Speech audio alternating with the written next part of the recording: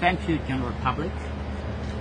Today, we're here to make a very short and quick statement in regards to the implementation of South Sudan Peace Agreement.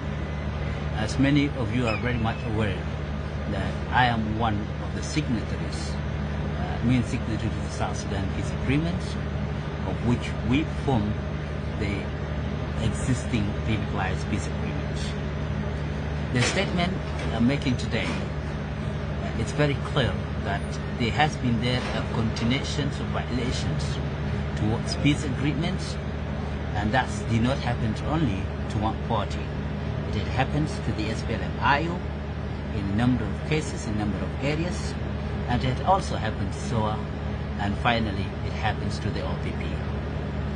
We today, as Pope visit the Republic of South Sudan, we pray to cease hostility, and the government, which is the SPLM-IG, to cease the continuation of hostility against the peace signatory.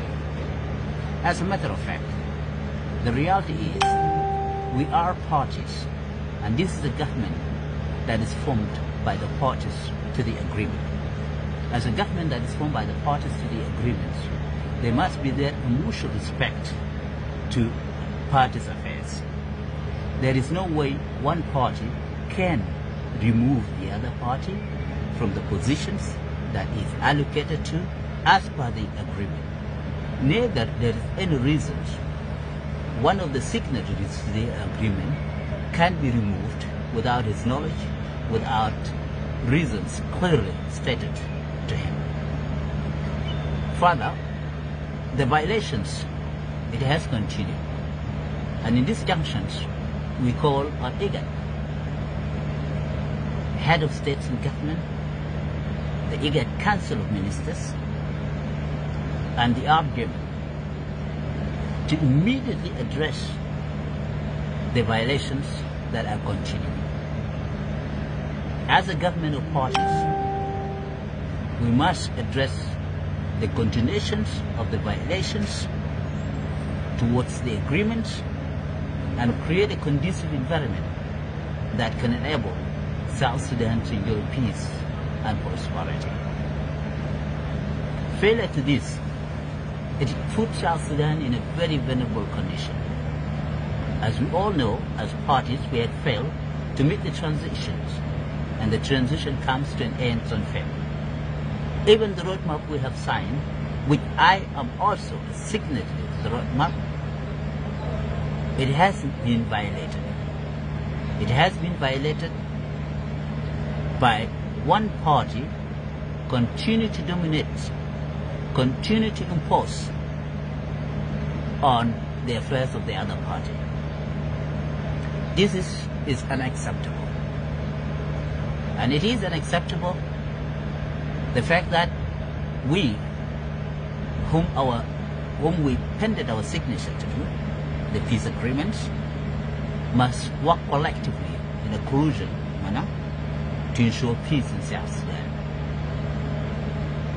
If one is isolated, as I have already been isolated from the peace process, and including isolations to the visit of the Pope, even though I have appended my signature as the main signatory, this will call for a very possible withdrawal of the OPP from the agreement. The withdrawal of the OPP from the umbrella, it is not only just going to be based on the violations, it is also going to continue to be on a basis that if we have failed as parties to the agreements to meet the transitions, then we must address the reasons, the reasons that we have failed to meet the transition. In this junction, I may not be able to hold the anger of the public over the continuation of the Article on the violations of the agreements and failing to meet the transition.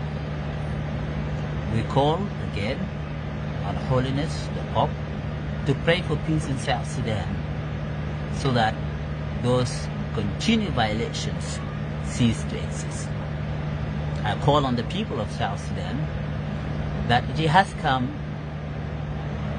This is the time that South Sudanese themselves must take the responsibility into their short term to ensure that the continued existence of the transitions, including extension after the other, must come to an end.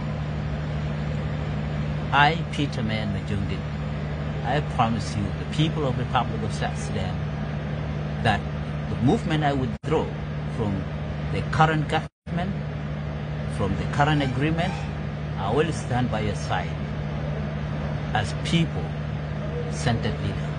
Thank you very much.